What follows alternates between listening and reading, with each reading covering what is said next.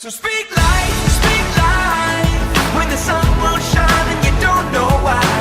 Look into the eyes of the broken hearted, watch them come alive as soon as you speak hope, you speak love, you speak life. Hi, and welcome to Dealing with Life. I'm Tom Baker, author of One Dog's Faith. Really glad you stopped by. This is a show that happens every single week at this time. We have guests on who have gone through difficulties and struggles and come out victorious, and also with a deepened faith. And we really enjoy you hearing their stories for inspiration, for hope, and also for you to realize you're not alone. And we also have people who have been called to help others, and that's what today is all about. Relationships, I think, will be the common theme that we have today. We're meant to have them. I mean, God intended for us to have relations. I think it would be a very long life if we spent every bit of it alone. We're asked by God to cultivate and improve our relationships. I mean, the Ten Commandments, half of them are about relationships with others. I mean, God wishes for us to have a relationship with Him, and part of the Ten Commandments help cultivate that. But that half of the Ten Commandments are about our relationships with each other and how to make them healthy. Our closest and most important human relationships are with our spouses and our family, and they can be the most difficult. And that's what today is about. I mean, why do we allow the most important relationships we have with humans to have cracks in them? And when things fall apart around us, that's only then that we finally figure out who is important in our lives as far as humans go. In the studio with me today to help us uncover things such as this is Travis Kobler from Ebenezer Counseling. Nice to have you. How are you? I'm good, thanks. You have been with Ebenezer Counseling for how long? I've been with them now for a year and a half. Nice. And we had Nathan West on from there last week, and I am so impressed by what you guys do. Ebenezer Counseling is a Christian counseling, and you're a Christian therapist, which I think is so unique. Yeah, it's great. Tell me, before we get deep into any of these subjects, tell me a little bit about your history.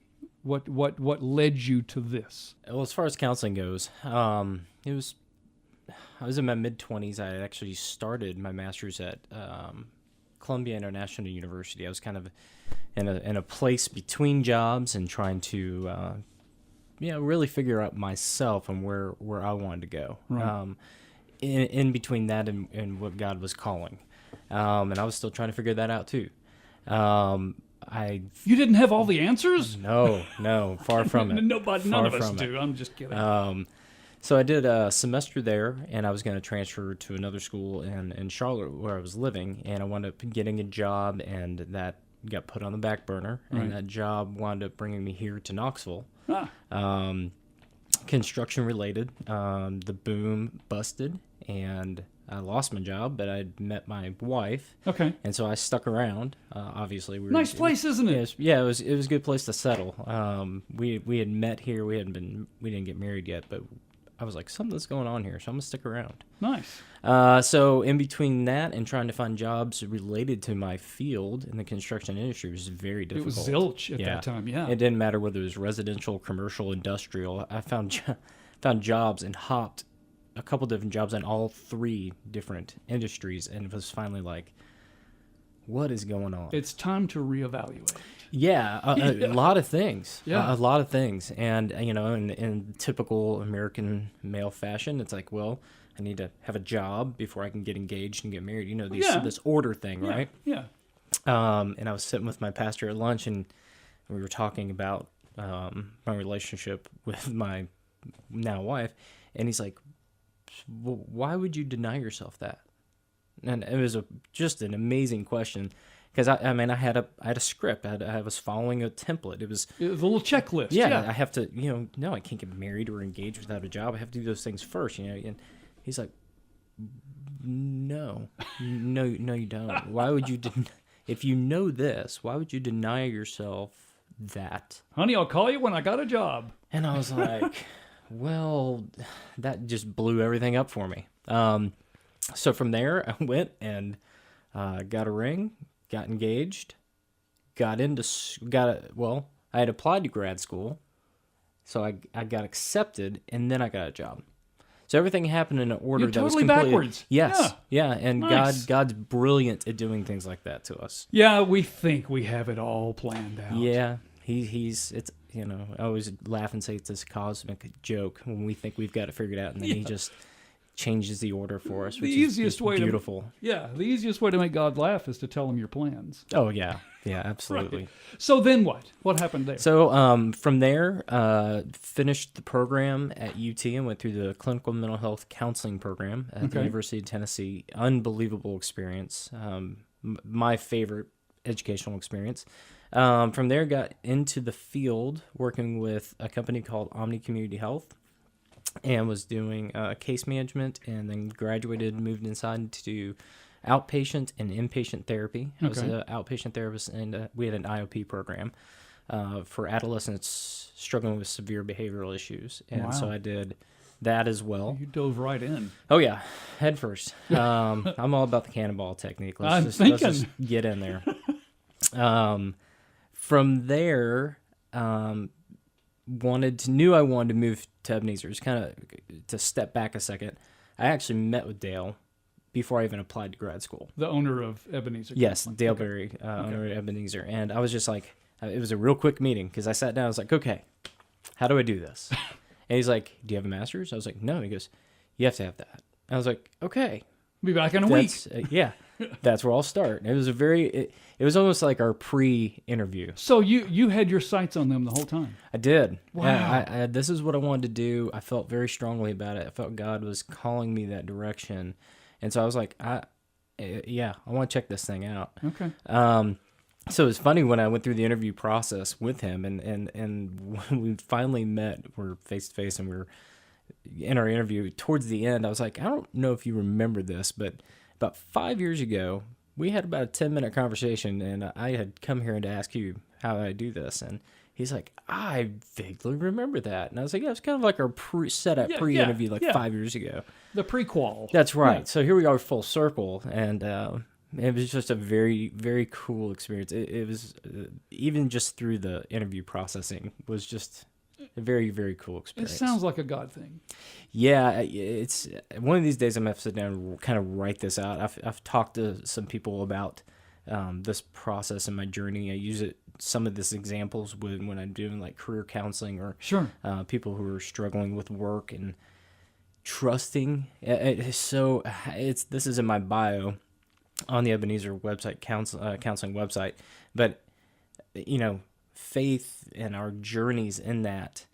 I believe that health and counsel can be found in the scriptures. I believe that those questions can be answered there, but things happen, crises, stress, anxiety, and it throws us off our game. Yeah, that weird thing called change. Right. And what happens is it causes us to lose objectivity. Yeah. And that can happen in faith.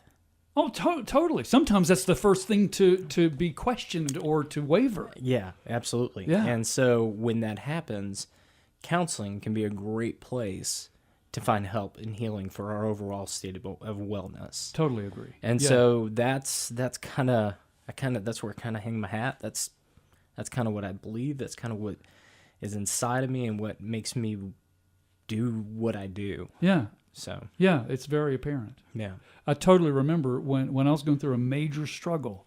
One of the biggest couple of questions I had was all about faith. Mm-hmm. I believe in God. I have always believed in God, but it was what are you doing?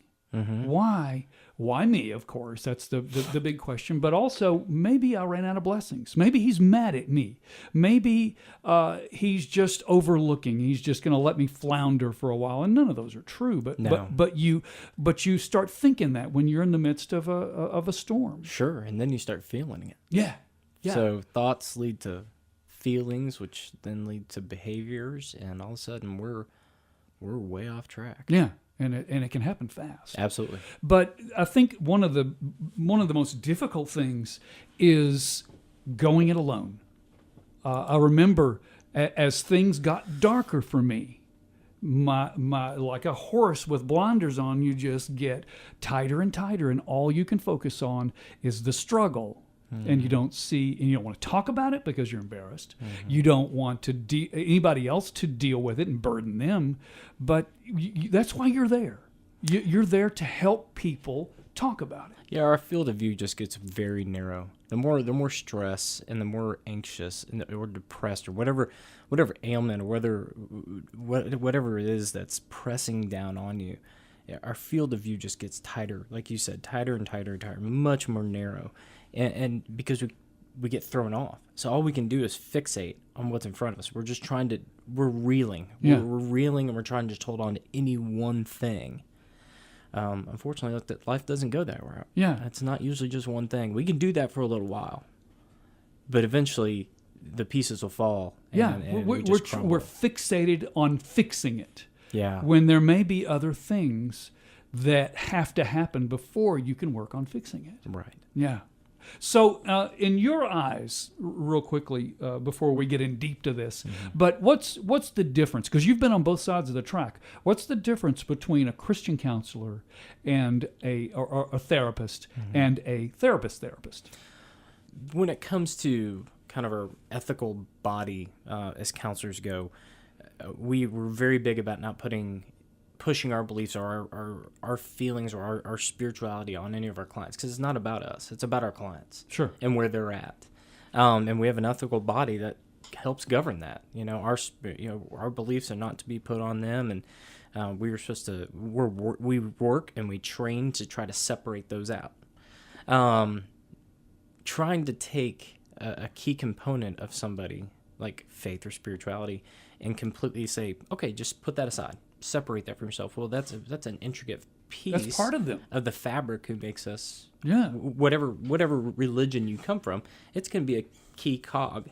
So to try to say you're going to separate that out, it's very difficult. What we need to make sure we're doing as therapists, whether you come from a faith system or not, is that you're just really having strong informed consent, letting your clients know, hey, this is who I am. Yeah. This is what I do, and this is how I kind of do it. And I'm not trying to put my stuff on you. What I'm saying is that that's a part of who I am and how I do counseling. The beautiful thing about Ebenezer Counseling is that we are a Christian counseling center. Right. And that is what we offer. We use faith. We use Scripture. We use our relationship with God and how we do counseling. But you can talk about hope and actually mean it. Yeah, well, right. And not to say that you can't do that if you're not at a Christian counseling center. Right. I know tons of therapists that are really good colleagues of mine who are believers, and that they talk about spirituality, and if their clients bring up a faith system, then they engage there. But Okay. at Ebenezer, we can start there. Yeah, I If like that makes sense. It does. But I think the common stigma might be you're a finger pointer, and you don't have enough faith. That has a lot of misconceptions. I mean, the things that are on TV, the things that are on radio, you're going to get extremists because that's what sells. Yeah. The majority of us lie in the middle. Sure. We're not right. We're not way right. We're not way left. We're not saying things that are shock value. We love people, and we love helping people who are hurting. And that really doesn't matter who those people are. I'm not indifferent to race, sex, creed, orientation, color. I don't care. Like, I care about people. I care about people who are hurting. And I'm going to meet them where they're at because that's where they are. And then you partner with them. Correct. And walk through it. Correct, because that's what I've been called to do. Oh, I love that. That's awesome. Travis Kobler is with us from Ebenezer Counseling, and we have a lot to uncover. We're going to talk a lot about relationships, family, marriage, teenagers. If you are a parent of a teenager or you are a teenager, hang on, you'll want to hear this. This is Dealing with Life. I'm Tom Baker, author of One Dog's Faith. Today's show brought to you by Malone Dentistry on South Peters Road, not far from Kingston Pike. We'll deal with more in a moment. So don't you be afraid of giants in your way. With God, you know that anything's possible. Sometimes the past can make the ground beneath you feel like quicksand. You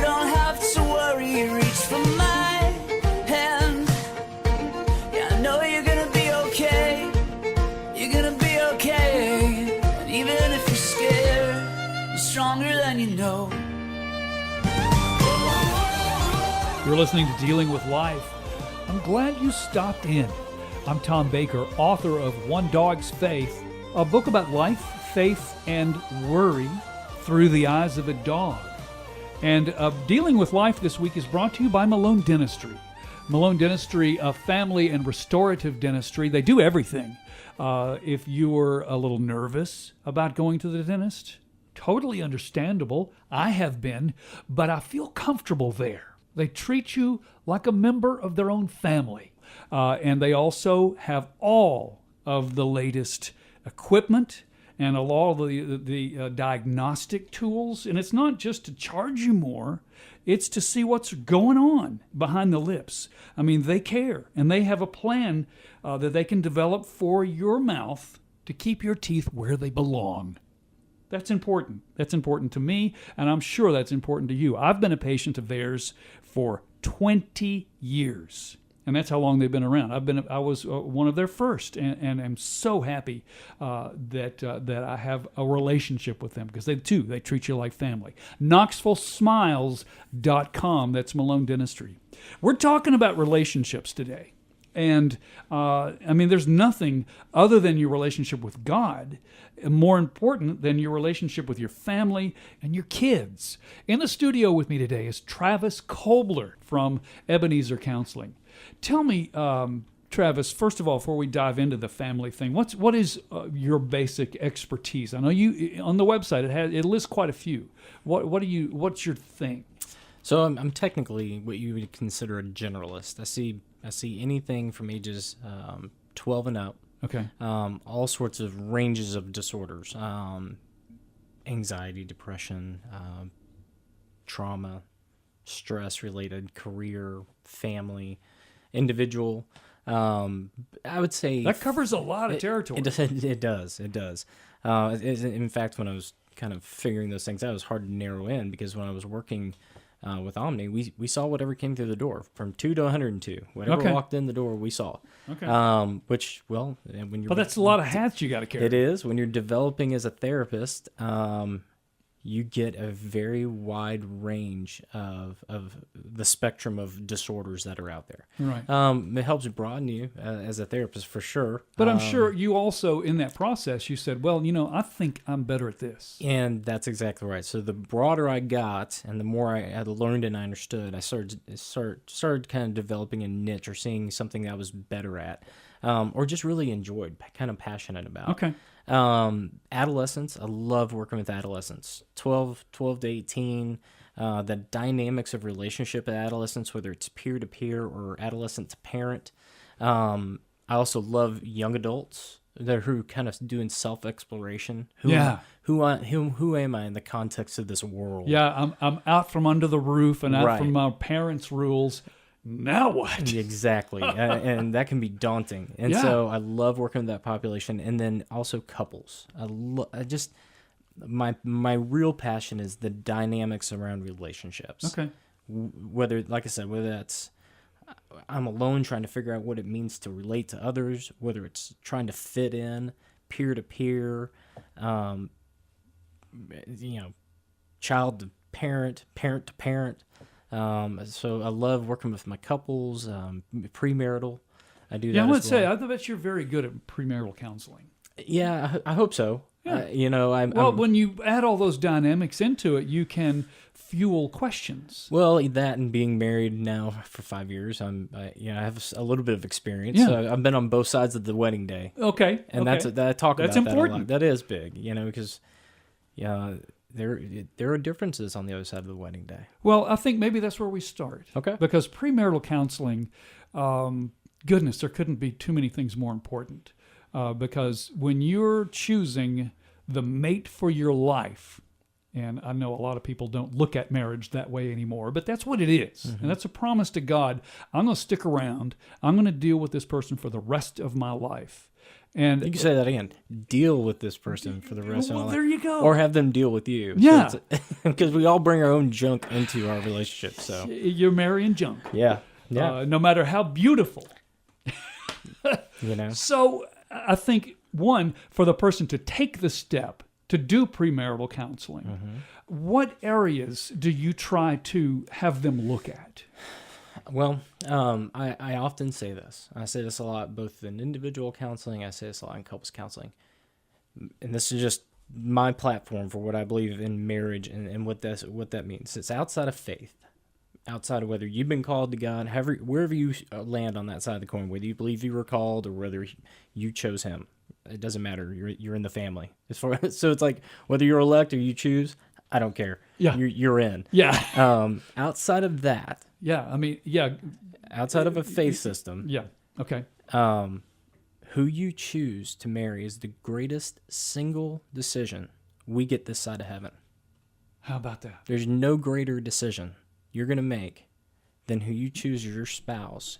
Other than to choose Christ. Correct. Yeah. Because that's beyond eternity. Well, if you think about it, like you said before, you're choosing to bring somebody, and now, I talk about this all the time, the picture that scriptures talk about with relationship, two becoming one flesh.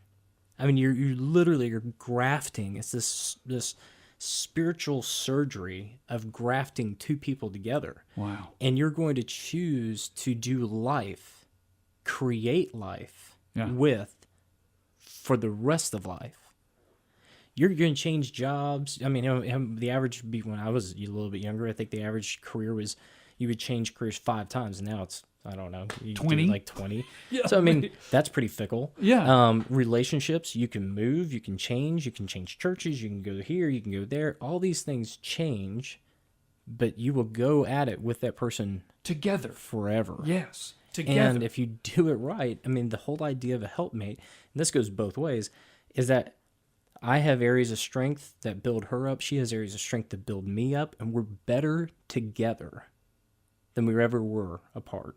Wow. Strong. So That's strong. I know it's very difficult for anybody looking, I won't say facing because it's like a prison sentence, but it's not. Right. But anybody looking at marriage cannot picture the difficulties that they will go through. No. I think a lot of people, all they do is they picture the wedding day. Sure. And the hour after it is the furthest from their mind.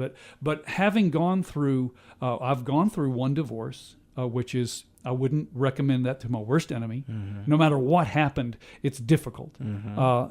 And it wasn't my choice, and it hurt, but life went on. I've been married now for 20 years. Mm. My wife and I have gone through the ringer, mm-hmm.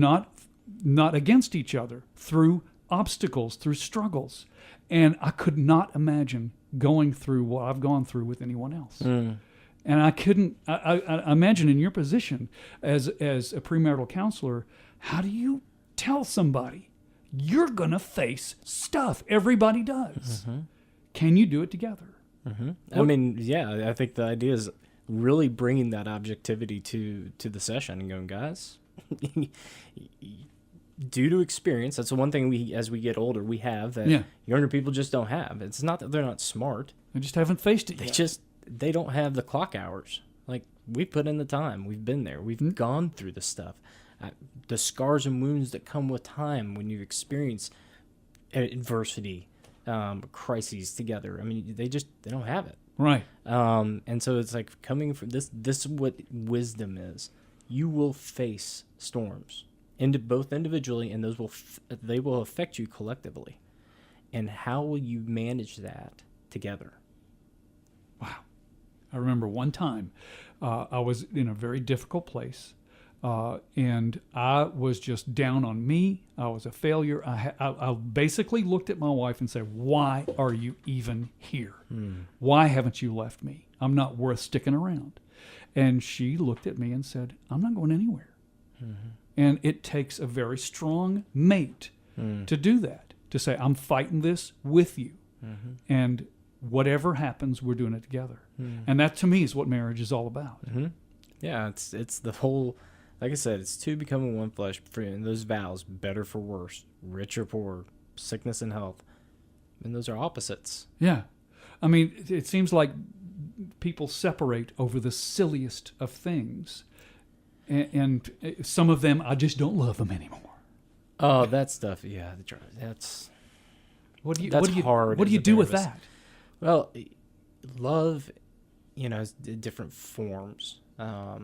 there's erotic love, there's kind of that God love, there's that, and so love changes. If you, and I think this is probably some of the problems with relationships today. Yeah. Is that they're just, Well, love is an emotion. It is, but it's also a verb. True. And True. in premarital, it's very much that erotic, emotional. Yeah. Postmarital, it's Infatuation. It's yeah. a lot of After that. the wedding day, it can be much more of a verb. It's doing the things as signs and showing love. Doesn't mean that eroticism goes away. It doesn't have to. That eros love does not have to disappear, but you have to work harder on the other side of the wedding day. Good point.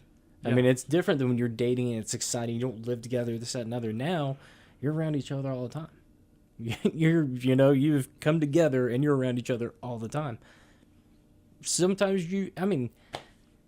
sometimes I don't even like myself, so I can imagine my wife not liking me all the time. Right. That's just par for the course. Make yourself lovable. Yeah, and not only that, but we just where are we most comfortable? At home. Yeah. Where does our truest pathology truly come out? At home. Wow. And after time, and you get more comfortable, you start letting some of that stuff out, and all of a sudden your spouse is going, Who are you? What is that? Yeah. Where'd that come from? I didn't marry that. Yeah, who's that? And so we have to work, and that's that. That can take a hit on that whole emotional love. Yeah. Which, to be honest with you, emotions are irrational. Don't miss that. So if you're choosing your spouse and running into a marriage fully emotional, you might want to check your rational center. Well, there's a promise to it too. There's a covenant that you're kind of making before God. Yeah. Yeah, it's a big deal. Wow, that's strong. Travis Kobler with Ebenezer Counseling, and we're still just scratching the surface. Yeah. We got a lot to talk about, but it's so powerful. I'm so glad you're here. This is Dealing with Life, brought to you today by Malone Dentistry. I'm Tom Baker. We'll deal with more in just a moment. So God, come quickly, only you can save me. And lead me where the light is. I wanna be different, I wanna be changed, till all of me is gone, and all that remains is a fire so bright the whole world can see that there's something different. So come and be different in me. You're listening to Dealing with Life. I'm Tom Baker, author of One Dog's Faith. I'm so happy you walked into the room with us. With me is Travis Kobler. Today's Dealing with Life is brought to you by Malone Dentistry. Right off Kingston Pike on South Peters Road. They treat you like family. Dr. Stephen Malone has had extensive training, continuing education well beyond that required for licensing, and it shows. His expertise in smile makeovers, whole mouth rehabilitation, crown and bridge restorative procedures, cosmetic treatments.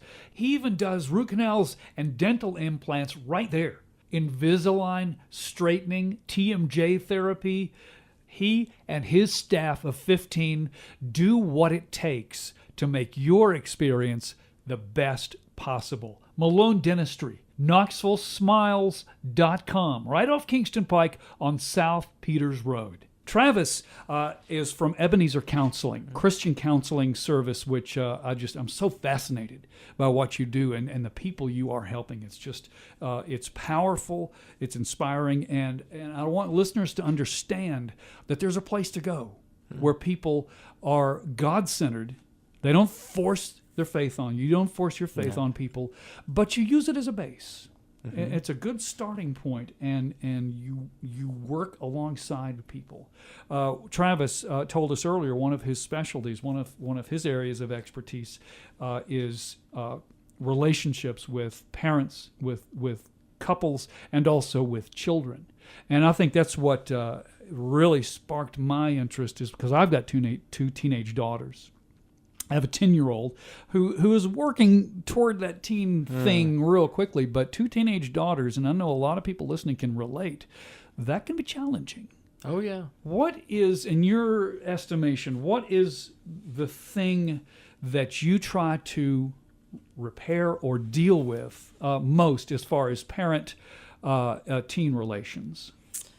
That's a major dynamic Yes. between parents and teens. Well, there's a lot of drama. Yeah, well, there's a whole lot going on with teenagers. I mean, you remember the change. Yeah. That's fully going on. When you got a teenager going through the change, they're experiencing emotions such a wide variety, array of emotions all at once, coming simultaneously, at you from all directions. and it is intense. Yeah. Intense. And as parents, we probably go, we probably just don't remember that we went through that too. Because when I'm in the moment Maybe. and I want them to do something and I get this explosion of emotion, I don't want to deal with that. I just want you to do what I'm asking you to do. Just forget all. Yeah, Just do it. But Just take out the trash. Yeah, just do it. And I probably would sit back and go, oh yeah, I'm very empathetic with the fact that I went through that too, and I was a teenager, and we're probably just so task oriented as parents that we forget that our kids are going through this, and it's tough. If you think it's tough on you as a parent, try to think back when you were going through it, because it's really tough on your teen. Tough. Well, so what's important? Yeah. What's important for parents to remember? Or teens to remember. Yeah, well, for parents, remember what it was like being a teen. Yeah. And even now that it was, teen being a teen back then was not that much different. It was different, but it wasn't that much different. Yeah. We're all going through kind of the same stuff. Now, we have newer things we're dealing with, social media and some of these other, the hyper things with gaming and Yeah, the things that just make life more difficult, not easier. Right. There's just more access to that stuff for our teens now Yeah. than we had back then. But chemically and biologically and physiologically, we're all going through the same thing. We went through it too. Nothing's changed. So, think back what that was like. Think back what your relationship was like with your parents. And I hear that a lot, like, oh, I never would have done this. And if I had ever said that, parenting has changed. I have a lot of parents say that, man, if I had said something like that to my parents, I would have been wearing the knocked belt into next week. Yeah. And now with the way things are, it's like you look at a kid wrong and it's, child services. DHS is there, yeah. Yeah. And so, but we had, and not to say that all that is the right way and all of that is the wrong way, but there's definitely got to be a healthy mix. Well, where's the common ground? I think really when it comes to teens, communication. Okay. And it does change because they've gone from you were a superhero as a parent when you're a little when kid, the kid was young. You're everything that their framework, their whole idea of anything in the world and the cosmos has come from their parent. True. And now their minds are shifting from concrete to abstract. Yeah. And now they're thinking outside the box. And now they're challenging things again and going, well, I'm not just going to take that. Like, why? And we go as parents, because I said so. Well, it works really great. It worked when they were 4. Yeah, no, and it didn't, Yeah, but you get that why? In my mind it did. Right, yeah, you yeah. hope. All right, and so it's not that it's exactly the same, but it's very similar. When they were challenging those questions as a little kid, why, which is developmentally appropriate, but can be just drive me nuts as a parent. They start that again.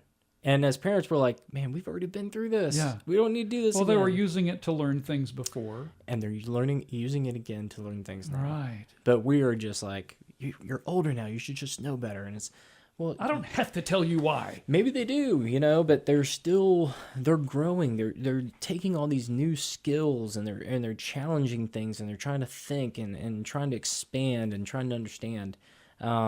And it's all hyper emotional, and emotions are irrational.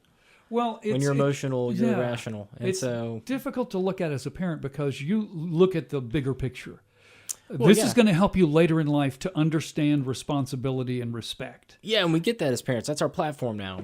We have the experience. Yeah, They don't. but but as a teen, and I do remember some of those days, I thought I knew it all, and I did not need those rules. Right. How wrong I was. Right. But where do you go with that, though? It's hard.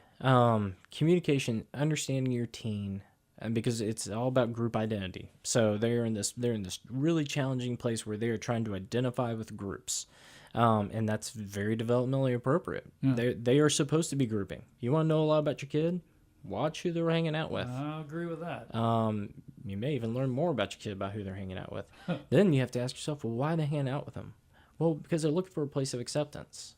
Have you ever seen the movie Mean Girls? Yeah. While it's a comedy written by Tina Fey and produced by her, Right. it was based on her experience. And Trying to get acceptance. Yes, and I love the movie. I always have people who have young teens working with them. It's like, watch that movie. It's very true. It's not far from the truth. Because there are a lot of mean girls. There are a lot of mean guys out there. Bullying is a huge thing. But everybody wants to have their place, and they want acceptance. Yeah, and you feel good in a group. I mean, the group kind of feeds on each other, and it's and there's a lot of influence in the group. Yeah. And so if you're not able to communicate with your teen, or your teen feels like they can't communicate with you, they're going to communicate with someone.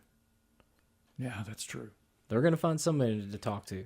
And if they hole up and they shell up and they go inside and they're kind of shutting down, that can be that's so hard on parents because they just have no idea what's going on with their kid. Yeah, but you got to dig. You have to, but as parents, we just go. Yeah. You know, we get caught up in we get caught up in what we're doing. True. We get caught up in working and the structure and the routines and getting the practices and this, that, and other. That stuff is doing. That's kind of that verb, that love thing again. Right. But we're missing the emotional, the love component with our kid. Well, also the stress and daily anxiety of whether I'm going to lose my job tomorrow. Sure. Or, I mean, there's a lot of pressures that we as parents bring right home. Social media is the other thing.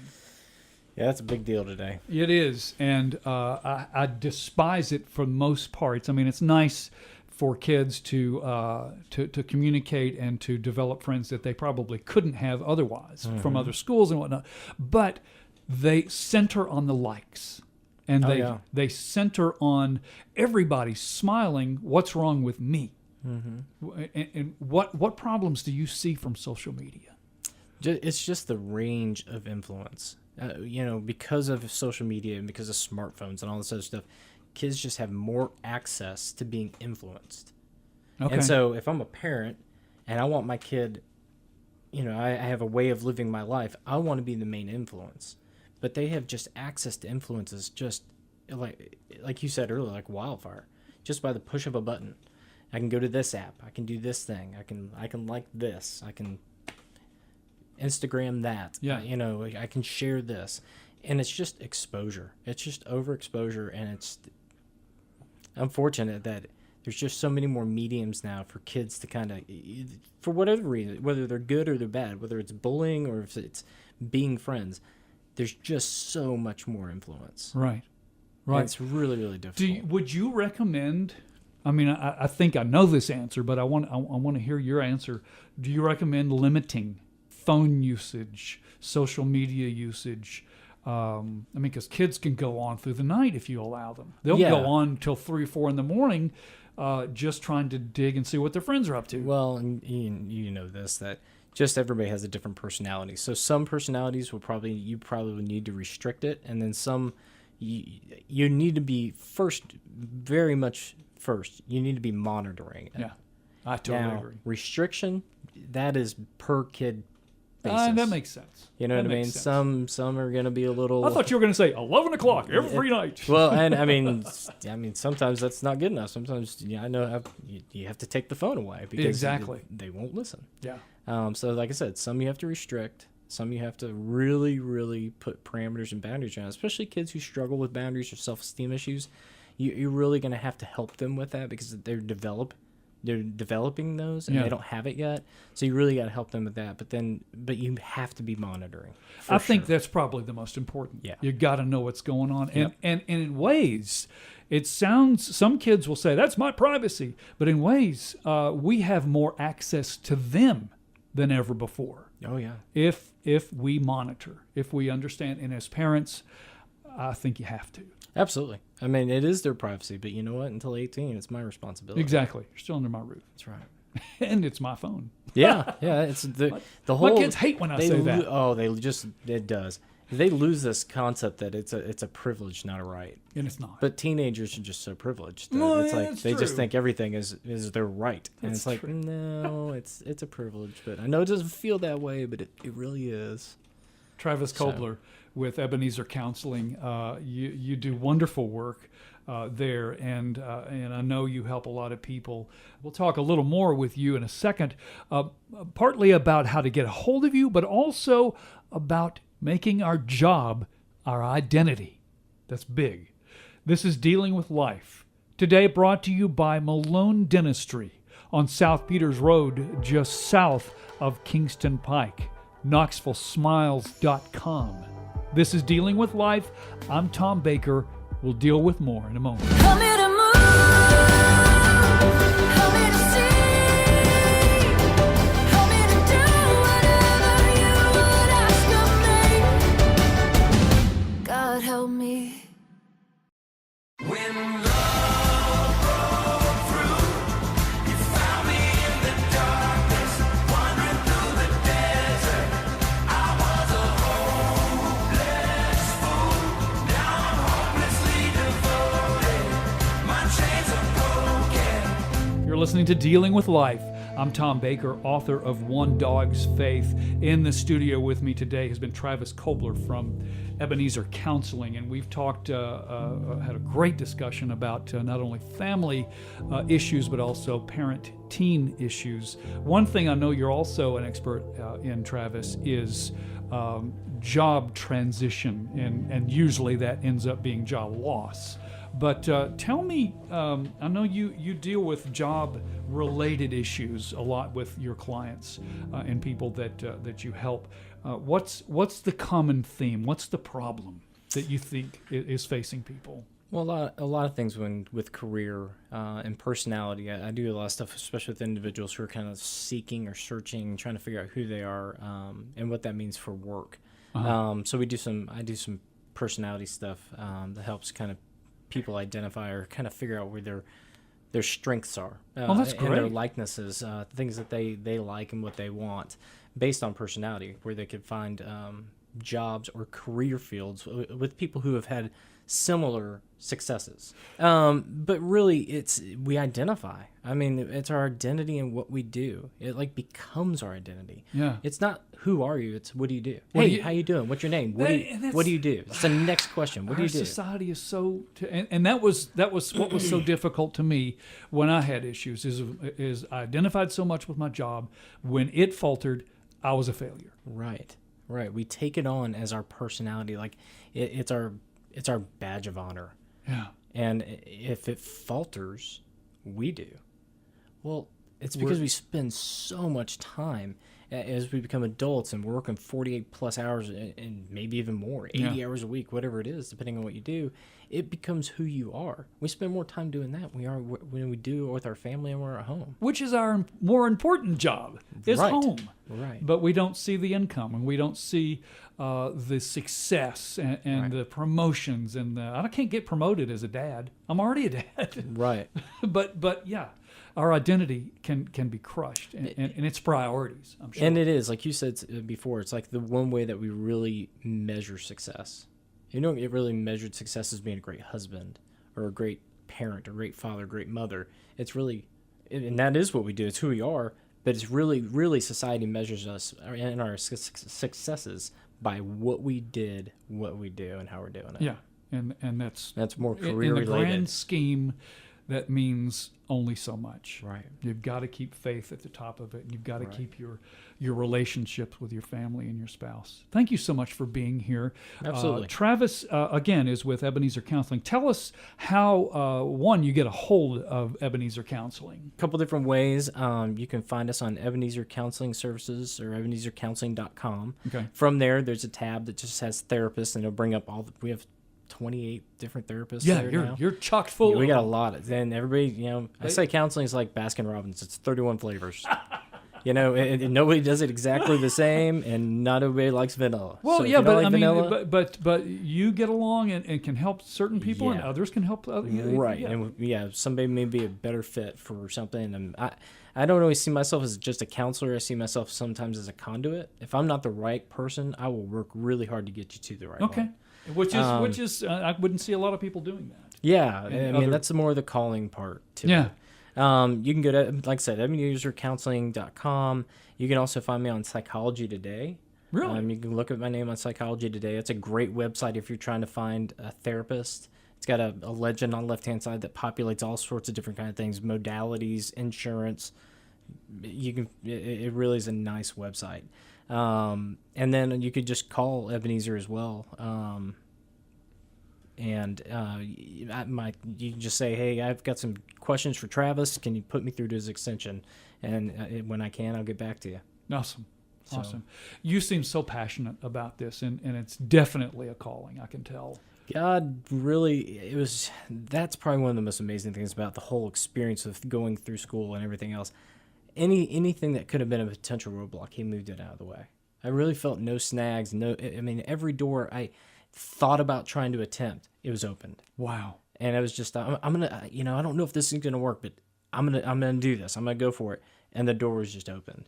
And so I really felt like, And the more At least passionate for- you got. yeah, at least for like the first time in my life, it's like I really feel like I'm walking exactly how he wants me to do it. And this is what this is like. Wow.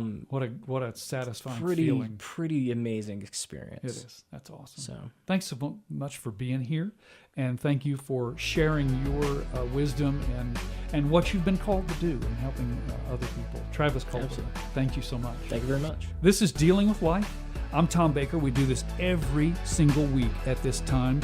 I pray you found inspiration. I pray you found clarity, hope, and most importantly, I pray that you find peace through your struggles. I'm Tom Baker. This is Dealing with Life. You speak